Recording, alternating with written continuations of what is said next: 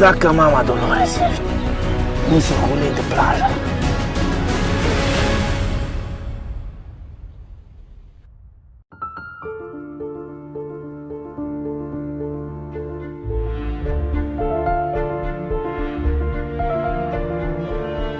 Deci eu n-am mai băgat barca pe rampă atât de îngustă ca și asta. Dacă nu veneam să o văd și nu coboram la ea, nu mi-aș fi dat seama că e rampă de băgat barca. Din mașină părea mai mult așa o platformă unde n-am prea înțeles de ce e cimentat și m-am uitat mai atent și era de fapt rampă de băgat barca, dar cred că are fix 2 metri lățime. Mai mult decât suficient cât să ne facem treaba astăzi.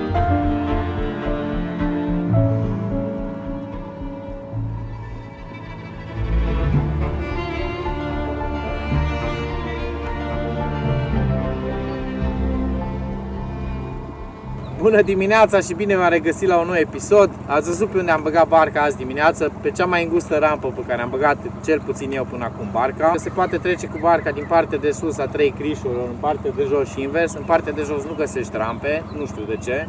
Vă reamintesc, nu ține de foame, dar ajută foarte mult propulsarea canalului. Un like, un subscribe, așa că apăsați butonul ăla de like. Și bineînțeles, dacă nu cer prea mult, împărtășiți cu prietenii de breaslă, dacă vă plac aceste clipuri. Ne vedem de pe apă!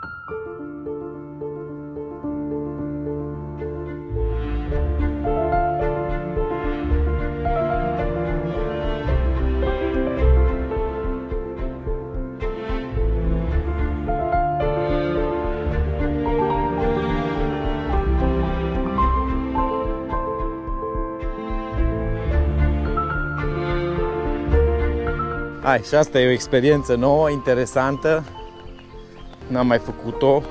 Știu că se deschide poarta de sus, pe care lasă să coboare nivelul din partea cealaltă și teoretic ar trebui să ieșim la același nivel cu crișul din partea de jos. Să vedem cum se întâmplă lucrul ăsta. Chiar sună interesant.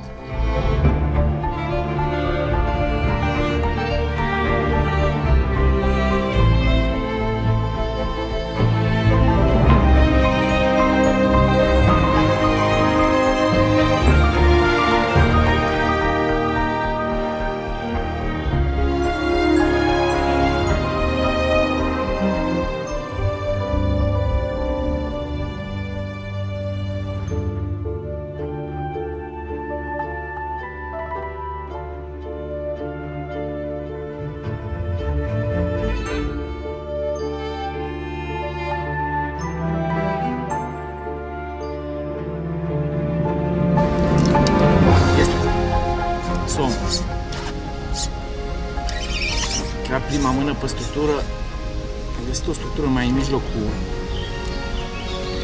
crișului. Pare a fi somn, după cum s-a zbătut. Nu știu sigur dacă e somn. Așa pare. După cum vine somnul. No, poate avem și partida aia de somn promisă. Trebuie să iau bățul mai tare. Nu m-am gândit că la primele lanseuri o să-mi dea somn.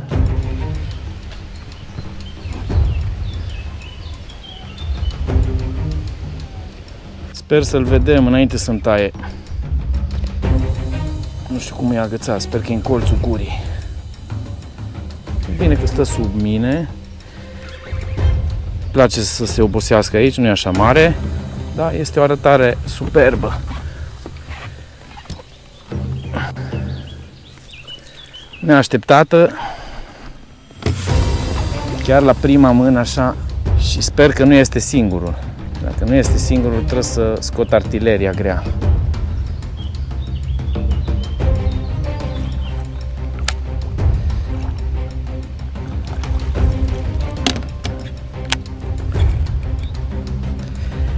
Asta nu e ușor de tras aici.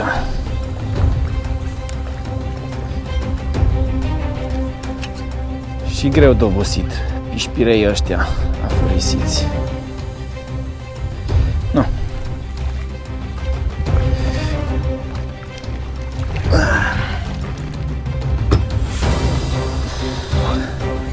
Deja am obosit cu ăsta. Stai, tati, că tu ești ca Mama Dolores unsă cu ulei de plajă. Exact ca Mama Dolores ești. Unsă cu ulei de plajă.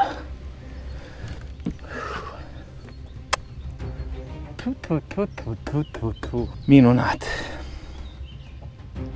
Jiguită ca la șalău, turbo twister clasic, o nălucă care mie îmi place la nebunie. Cacofonia este intenționată, nu este întâmplătoare, pentru că cineva a scris la un moment dat o nălucă care are cap plumb pentru lestare. Și de atunci mi-a rămas chestia asta întipărită în creier. Hai să le liberăm pe țumuștiucul ăsta până nu umple barca cu tot respectul. Oh, da. Mulțumesc, tati!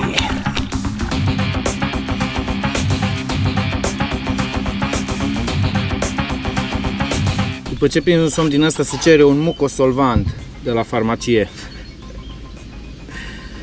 Glumesc, desigur.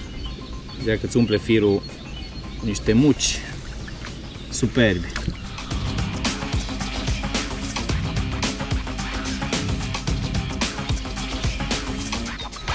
Aia am avut. Da, o să trec pe bățul mai greu.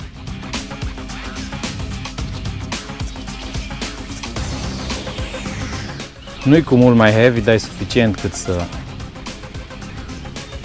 nu fac atâtea griji. Guma asta deja e pilafia. Și să trecem pe artileria mai grea. De asta am și un fir mai gros, un 0,19. Și acum caut să-i dau și eu un turbo twister asemănător cu cel pe care mi l-a gubilit mai înainte un somn. Măsori pe lângă gumă, să știi cam pe unde vine jigul. Asta am mai arătat-o de 1000 de ori. Poți să ciupești guma, de exemplu, exact acolo, ca să ai o idee. Dar după o vreme și un pic de exercițiu iese aproape perfect de fiecare dată.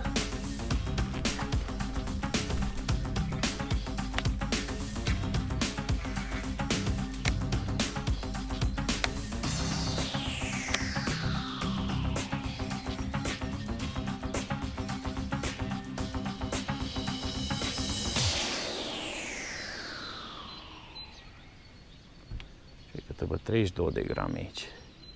O zi cu somn aici ar fi demențială.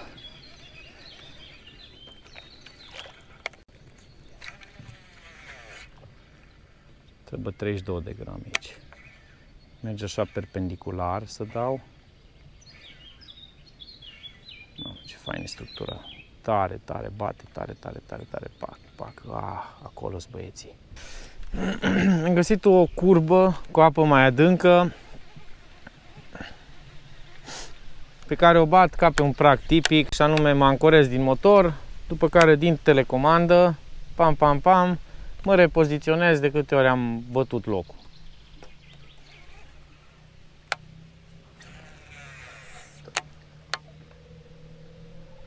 De obicei pe genul ăsta de praguri, până la urmă găsești undeva pești. Ai, ce ciocan, asta a fost ciocan. Le trag și de pe cârlig, deci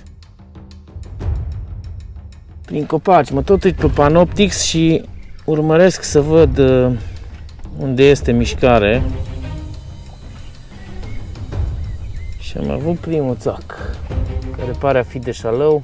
Momentan pe un Ohio micuț, mai schimb un pic cu znărucile, până la urmă tot îmi dă ceva bang. Și pe fundalul ăsta cu păsări, cântărețe. Poate că ar fi bine să menționez și faptul că după somnul ăla am mai avut un singur atac. Am văzut o grămadă de pești pe sonar. Pe LiveScope cel puțin se disting în unele cazuri foarte bine și somnii, și șalăii, și știucile. Dar n-am reușit să strânesc mai mult de un singur atac până la ora aceasta. Momentan dau prin maluri căzute, maluri rupte practic, cu copaci în apă. Speranța că strânesc un șalău sau o știucă, mai degrabă o știucă decât un șalău. Deci De azi dimineață, de pe la 9 până la ora 1, n-am mai prins niciun pește. Bine, oarecum e normal pe căldurile astea. Îs și eu nebun să pescuiesc pe căldurile astea, dar atât de bine arată apa încât nu mă pot opri, efectiv nu mă pot opri din pescuit. Și arată într-un foarte mare fel totul. Mamă, vine un damf de ceva. Am trecut peste ceva, nu a fost atac de răpitor. M-a toropit căldura asta și în activitatea peștilor. E doldorat de pești, dar deja așa cum am obișnuit anul ăsta, nu știu, sunt grevă, nu-mi dau seama ce fac. Bine, nici vremea asta nu ne ajută, așa că fac o pauză de cafea. În barcă tot timpul am loc de chestii, așa că n-am ezitat să pun și ibricul de cafea cu mine. Am tras un picuț la umbră și stăm așa un picuț în așteptarea valului de seară.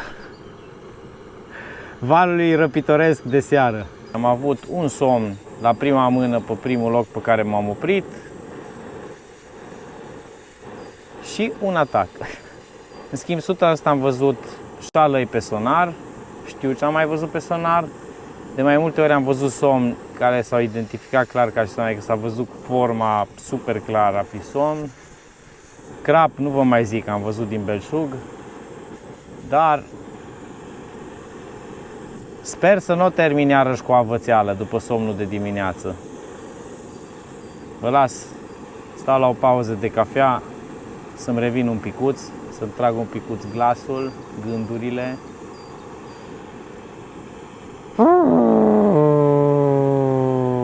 Și să fac ca o vacă, și anume să mă întind un picuț.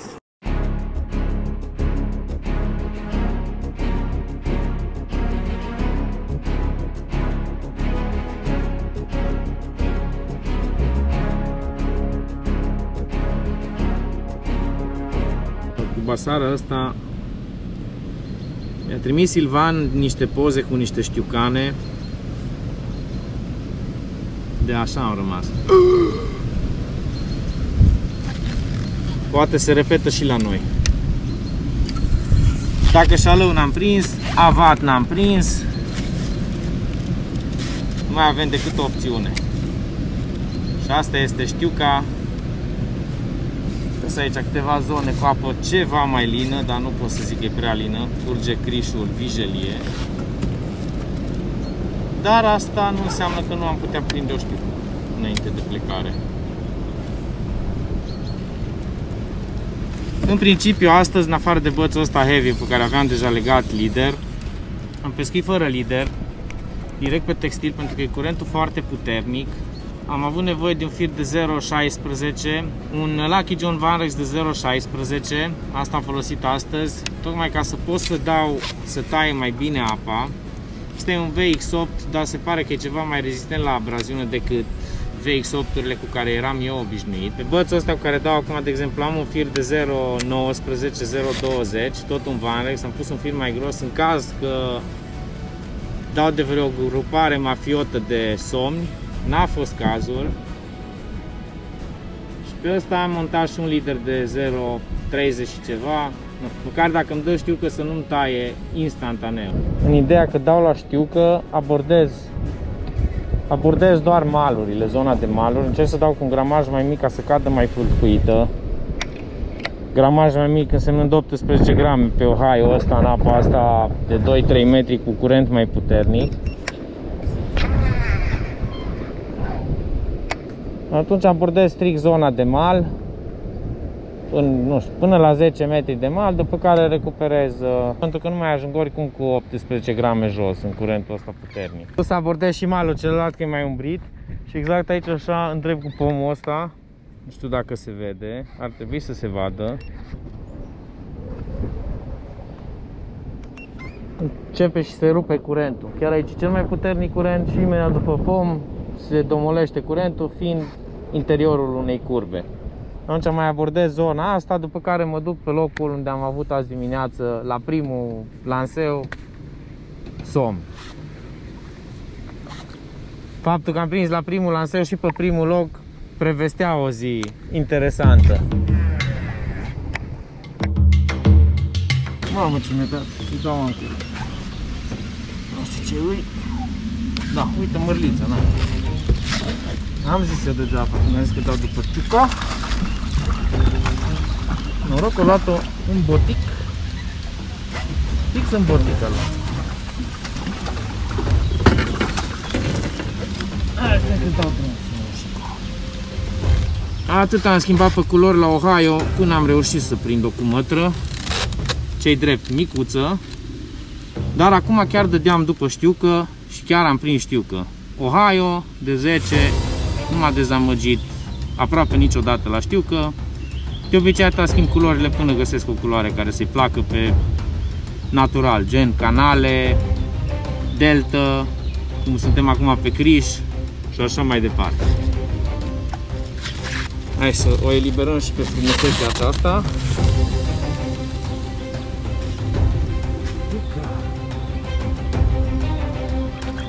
Bravo, tati! Greazi astăzi, foarte greazi. Am dat astăzi la șalău și somn. Somn a intrat la prima mână.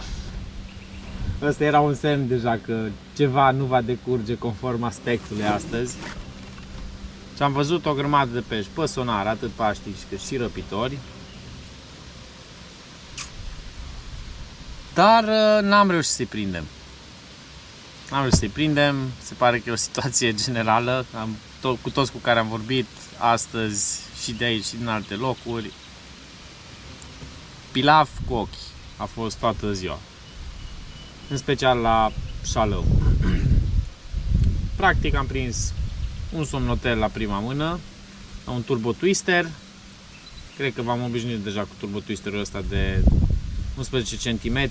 Îl folosesc foarte des, în special la șalău, uneori la știucă și alte ori la ce mai intru.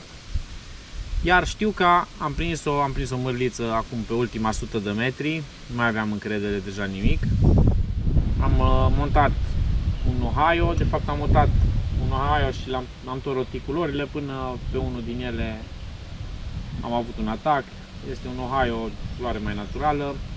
Ce am vrut să vă arăt? Am vrut să vă arăt cârligele pe care le folosesc pentru aceste năluci. Pentru că folosesc cârlige între 4x0 și 7x0 la ele. Să încerc să le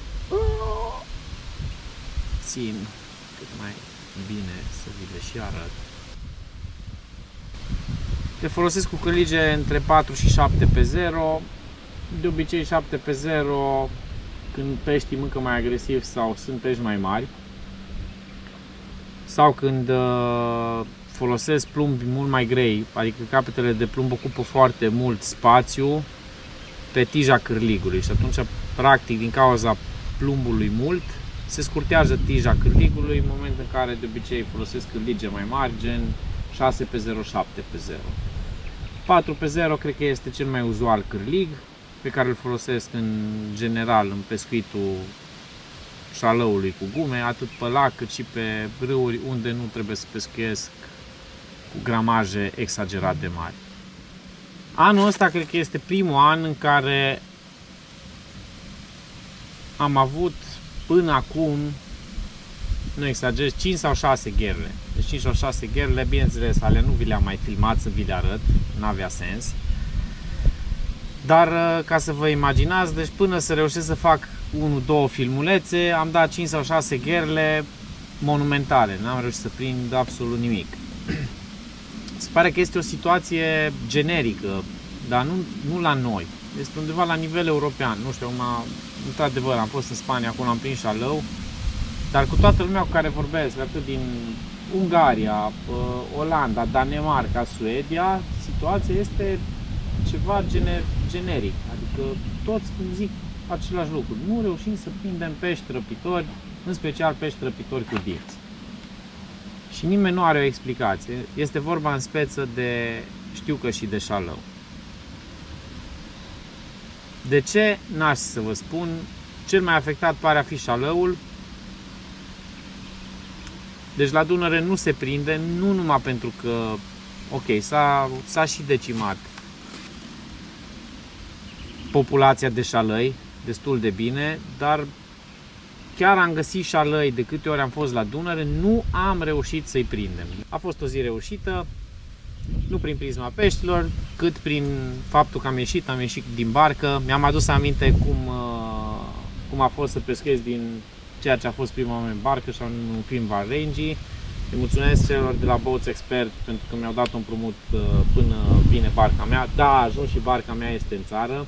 Abia aștept să văd poze cu ea. Din păcate nu voi echipa atât de rapid pentru că este un proces care durează. Adică să echipez o barcă complet cum am făcut cu Range-ul ăsta. După ce au lucrat 3 zile cei de la Boats Expert, am mai avut și eu de lucrat pentru că n-am mai putut să stau cu ea la București. Am avut și eu de lucrat încă 2 sau 3 zile complete. Deci cam o săptămână durează o echipare completă a unei bărci, dacă nu vrei să pui numai un sonar și un motor electric pe ea. Vă reamintesc că ajută foarte mult propulsarea canalului, un like, un subscribe, așa că apăsați butonul ăla de like acolo jos. Abonați-vă dacă vă plac aceste clipuri și țineți aproape. Aici Andrei Sava, să ne auzim cu bine.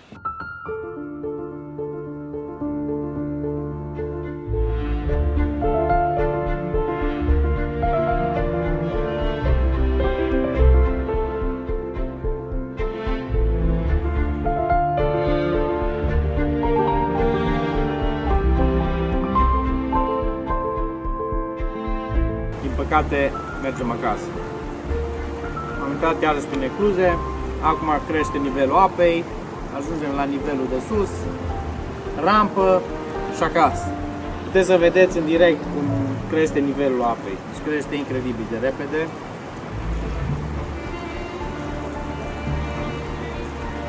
Ai impresia că te înghite, efectiv.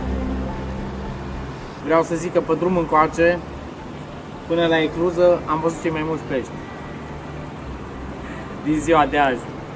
Bine, era plin cu crab și cu bușă, crab chinezesc.